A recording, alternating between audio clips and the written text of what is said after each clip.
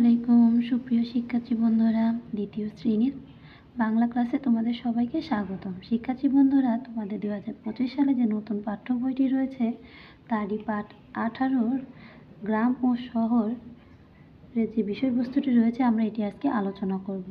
তার আগে শিক্ষার্থী বন্ধুরা, তোমরা যারা এখনও আমার চ্যানেলটিকে সাবস্ক্রাইব করোনি এখনই সাবস্ক্রাইব করে দাও, অল অপশনটি অন করে দাও, কেননা আমার দেওয়া নতুন নতুন ভিডিওগুলো তোমাদের কাছে তাহলে পৌঁছে যাবে। তাহলে আর দেরি না করে চ্যানেলটিকে সাবস্ক্রাইব করো, একটি লাইক করে দিও শিক্ষার্থী বন্ধুরা। তাহলে আসো আমরা পাঠ 18টি পড়ে নিই। পাঠ 18 গ্রাম ও শহর। দেখো এই ছবিতে আমরা কি দেখতে পাচ্ছি? শহর দেখতে পাচ্ছি, শহরের দালান কোঠা দেখতে পাচ্ছি। আমিন গ্রামে থাকে, শহরে এসে সে অবাক হয়ে গেল। শহরে এত গাড়ি আর এত মানুষ, চারদিকে কত রকমের দোকান, সেখানে কত কিছু যে রয়েছে। আমিন এসেছে ওর ফুপুর বাড়ি। আমিনের ফুপু বড় একটা দালানে থাকেন। সেই দালানে আরও অনেক পরিবার থাকে।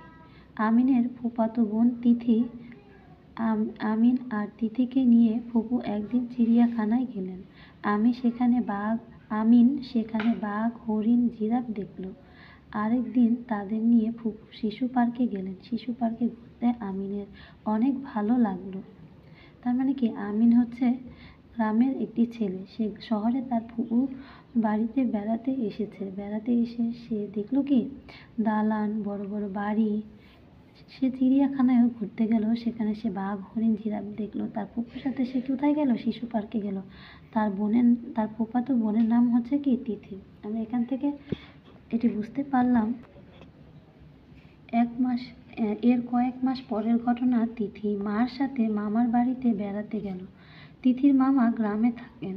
তাদের বাড়ির পাশে পুকুর, সেখানে হাঁস প্যাক প্যাক করে ঘুরে বেড়ায়। দেখে তিথির আনন্দ হয়। তিথির মামাতো ভাই আমিন তিথিকে নিয়ে কুমোরপাড়ায় যায়। আমরা এখান থেকে বুঝতে পারলাম কি, তার কয়েক মাস পর তিথিও কি করেছে, আমিনদের বাড়িতে গিয়েছে, গ্রামের বাড়িতে। আর সেখানে গিয়ে তিথি দেখতে পায় হাঁস প্যাক প্যাক করে ঘুরে বেড়ায়। এছাড়া কুমোররা হাঁড়ি পাতিল বানায় মাটি দিয়ে। এগুলো তিথি গ্রামের বাড়িতে দেখে খুব আনন্দ পায়। তিথির মামাতো ভাই আমিন তিথিকে নিয়ে কুমারপাড়া যায়। কুমোর মাটি দিয়ে হাঁড়ি পাতিল ও পুতুল বানায়। তিথি মাটি দিয়ে হাঁড়ি বানানোর চেষ্টা করে। গ্রামে কত গাছে কত পাখি। রাস্তার দুই পাশে ফসলের ক্ষেত, সেখানে চাষি চাষ করে। গ্রামের পরিবেশ তিথি দারুণ ভালো লাগে। আমিনদের গ্রাম এক রকম, তিথিদের শহর আরেক রকম। তাহলে আমরা বুঝতে পারলাম যে গ্রাম আর শহর কি আলাদা। গ্রামের আর শহরের মধ্যে অনেক মিল আর অমিল রয়েছে। এগুলো থেকে আমরা তিথি যে শহরে থাকে আর আমিন যে গ্রামে থাকে, তাদের শহরের জিনিস আর গ্রামের যে মিল আর অমিল রয়েছে তা আমরা এই গল্প থেকে বুঝতে পারলাম। দেখো শব্দ লিখি। চিড়িয়াখানা দিয়ে শব্দ হচ্ছে যেখানে দেখানোর জন্য পশু পাখি রাখা, এরপরে রাখা হয়। শিশু পার্ক দিয়ে শব্দের অর্থ হচ্ছে শিশুদের বিনোদনের জায়গা। কুমোর দিয়ে শব্দের অর্থ হচ্ছে যারা মাটি দিয়ে জিনিস বানায়। চাষি দিয়ে শব্দের অর্থ হচ্ছে যারা চাষ করে। এরপরে দেখো বাক্য লিখি। শহর দিয়ে আমাদের বাক্য লিখতে বলেছে। শহরে অনেক মানুষ থাকে।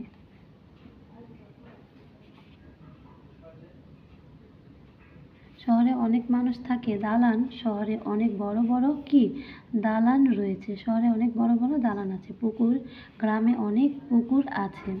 মাটি, গ্রামে মাটির রাস্তা আছে।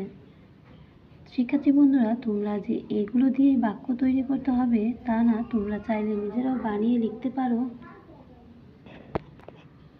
এবার দেখো নিচের শব্দ দিয়ে খালি জায়গা পূরণ করি। প্যাক প্যাক, গ্রামে, পুকুর, মাছ, আনন্দ, সাথে, এই শব্দগুলো দিয়ে আমাদের এই খালি জায়গাগুলো পূরণ করতে বলেছে। দেখো এর কয়েক মাস, আমরা এখান থেকে এই মাস শব্দটা নিয়ে খালি জায়গাটা পূরণ করে দিব। আমরা গল্পতে পড়েছি এর কয়েক মাস পরের ঘটনা। এই যে দেখো আমরা এখানে পড়েছি এর কয়েক মাস পরের ঘটনা। এই যে মাসটাই এখানে আমাদের বলবে। এর কয়েক মাস পরের ঘটনা। তিথি মার সাথে মামার বাড়িতে বেড়াতে গেল। তিথির মামা গ্রামে থাকেন। তাদের বাড়ির পাশে পুকুর, সেখানে হাঁস প্যাক প্যাক করে ঘুরে বেড়ায়। দেখে তিথির কি আনন্দ হয়। এরপরে দেখো বলি ও লিখি। এখানে আমাদের 3টি প্রশ্ন দেওয়া আছে। 1 নম্বর প্রশ্নেতে বলেছে আমিন শহরের কি কি দেখে অবাক হয়েছে। 2 নম্বর প্রশ্নে বলেছে তিতির কেন গ্রাম ভালো লাগে। 3 নম্বর প্রশ্নে বলেছে গ্রাম ও শহরের মিল অমিল বলি। তাহলে আসো প্রশ্নগুলো আমরা পড়ে নিই। দেখো প্রশ্ন 1 নম্বর প্রশ্ন আমিন শহরে কি কি দেখে অবাক হয়েছে। উত্তর আমিন শহরের অনেক গাড়ি মানুষ দোকান দেখে অবাক হয়েছে। তিতির কেন গ্রাম ভালো লাগে। উত্তর গ্রামে রয়েছে অনেক গাছ, গাছে রয়েছে নানা রকম পাখি, রাস্তার দুই পাশে রয়েছে ফসলের ক্ষেত, সেখানে চাষি চাষ করে, তাই তিথির গ্রাম অনেক ভালো লাগে। এরপর দেখো পরের প্রশ্নটি গ্রাম ও শহরের মিল ও অমিল বলি। উত্তর গ্রামে রয়েছে অনেক গাছ, গাছে রয়েছে নানা রকম পাখি, রাস্তার দুই পাশে রয়েছে ফসলের ক্ষেত, সেখানে চাষি কি চাষ করে, যা শহরে নেই। আর শহরে রয়েছে অনেক গাড়ি মানুষ দোকান, বড় বড় দালান, যা গ্রামে নেই। এভাবে আমরা কি গ্রাম ও শহরের মিল আর অমিল লিখতে পারি। তাহলে শিক্ষার্থী বন্ধুরা তোমরা এভাবে প্রশ্নের উত্তরটি লিখে দিবে। শিক্ষার্থী বন্ধুরা তোমরা আমার চ্যানেলটিকে সাবস্ক্রাইব করে দিও, লাইক করো, কমেন্ট করো। আজকের মতো এই পর্যন্ত। আল্লাহ হাফেজ।